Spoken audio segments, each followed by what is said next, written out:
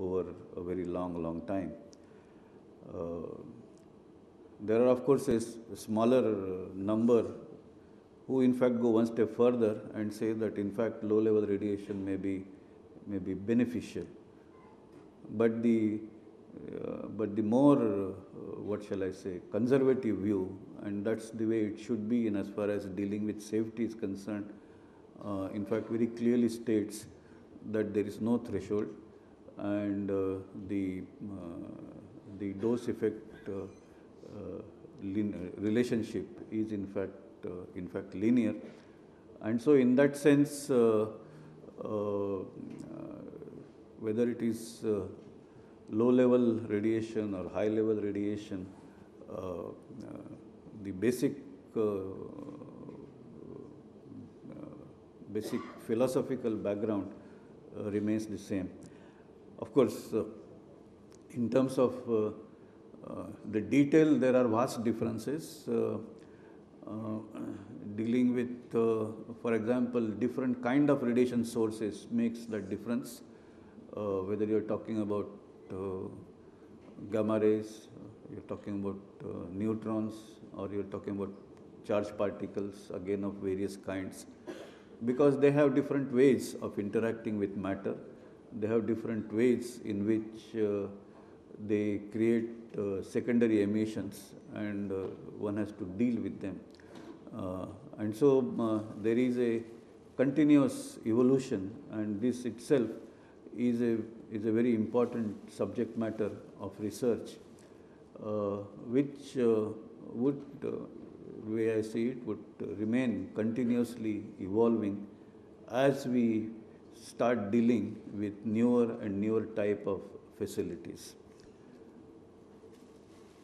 I'm also aware of the fact that, for example, when it comes to shielding, protection against radiation for people who are using the radiation facilities, there are very challenging problems that one needs to handle. In fact, it is not uncommon that the normal shielding codes would give you accuracy not better than an order of magnitude at times, and that's considered good. And then, of course, you go to a higher level of sophistication where you come closer, but still it's a great challenge to be able to calculate the exact radiation dose within some respectable percentage. And that's what remains the aim in some areas where there is a lot of background experience, a lot of empirical corrections to the theory, and so on and so forth. And people have come to that kind of accuracy. But then when you go to newer configurations, when you go to newer radiation sources, I think we have to go through this exercise again and again to realize that kind of safety.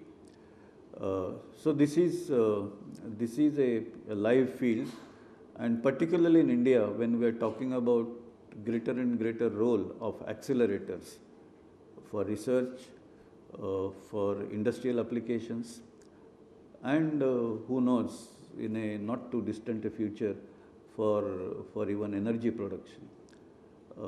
This subject has to evolve by leaps and bounds, and I'm very glad that IUAC has been taking this initiative and in fact running this conference almost as a series. And so there is this continuous exchange, continuous kind of understanding from each other in terms of the radiation safety issues, particularly in regard to accelerator. Of course, it's also clear, and we must not keep in, that is, while in an accelerator facility the radiation level in general is low, but we must remember that we're talking about the charged particle beams, and depending on the intensity, in fact, there could be substantial damage if one accidentally gets across directly in line of such a beam. And there have been instances of serious situations arising out of such episodes, particularly when you are talking about fairly high energy beams, which can lead to, of course, a direct impingement can lead to a lot of damage, but also the secondary emissions can lead to a lot of damage.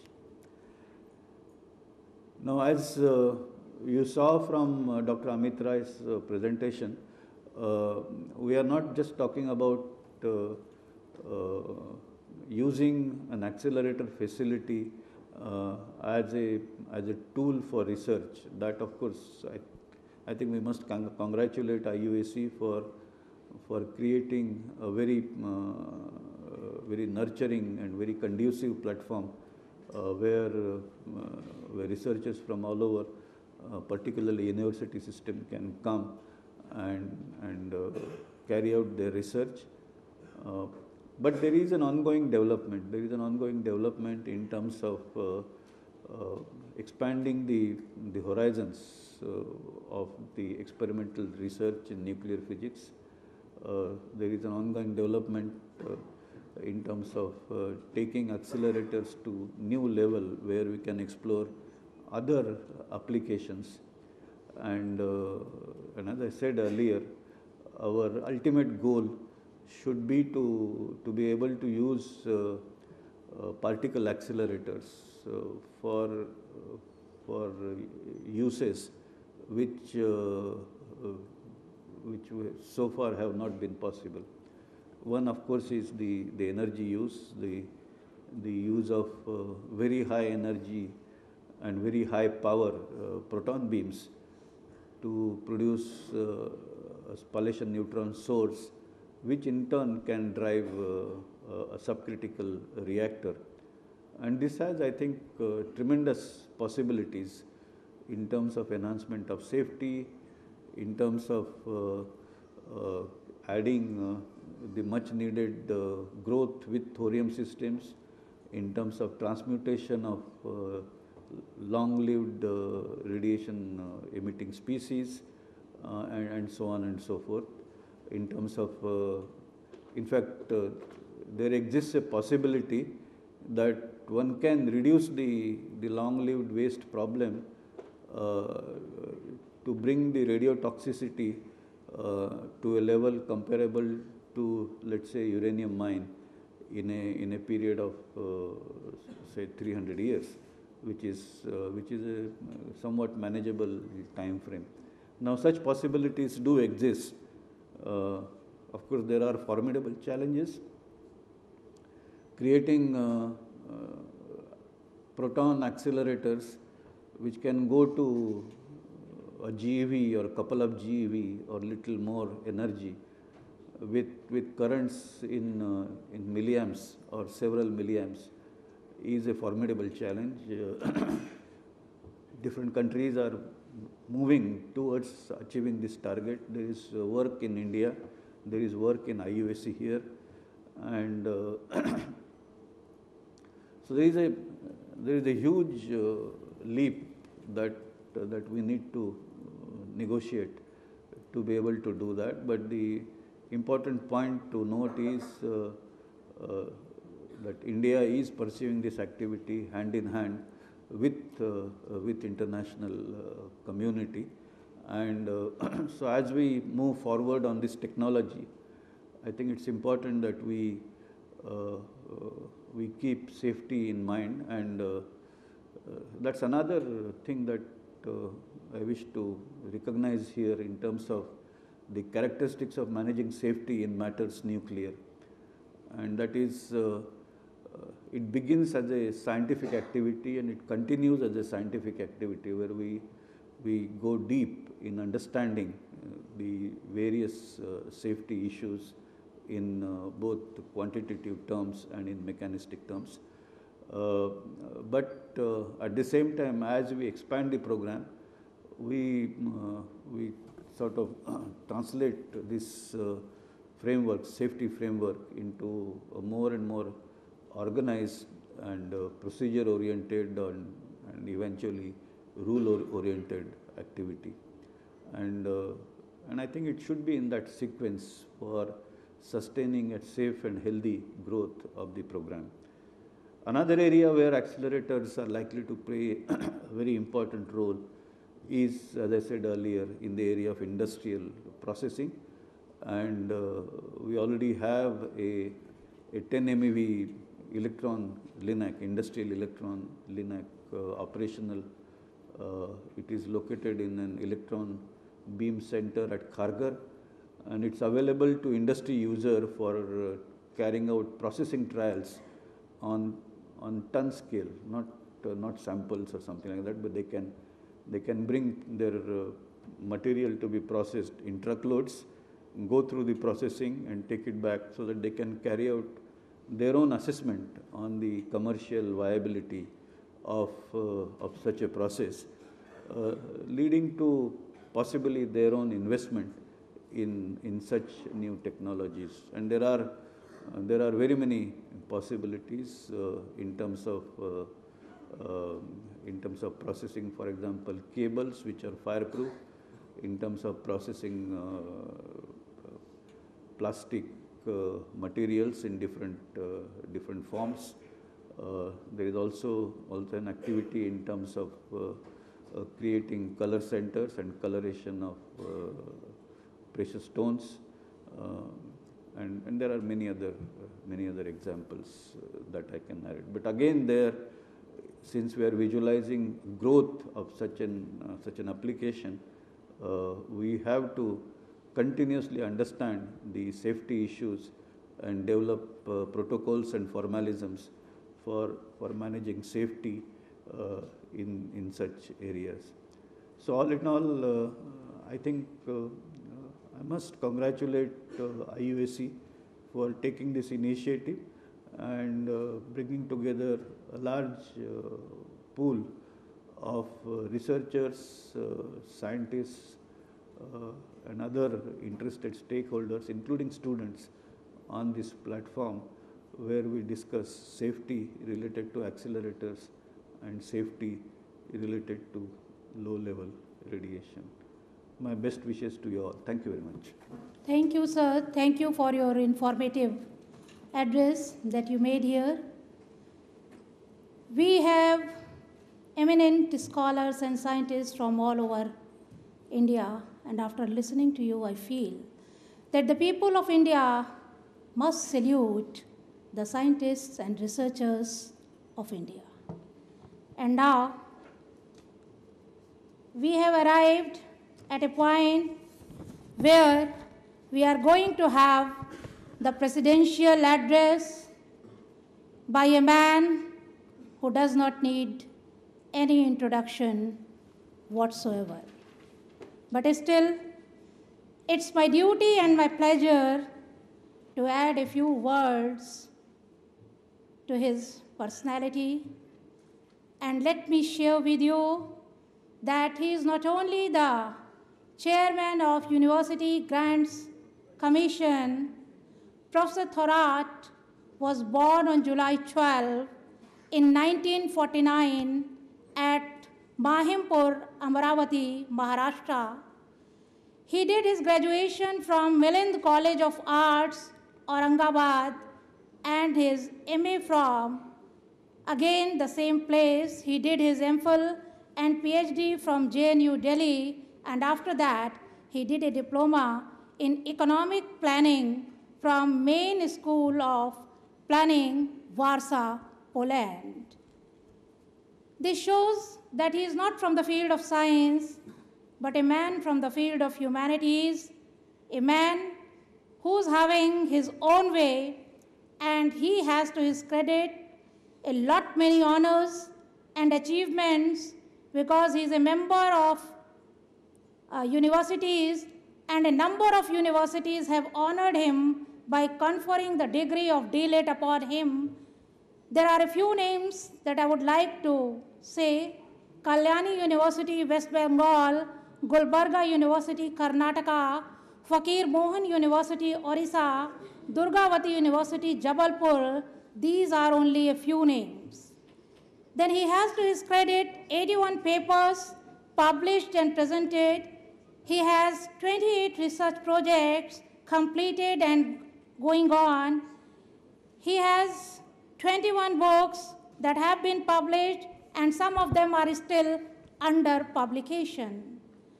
Professor Thorat Sahib is the chairman of UGC since 2006.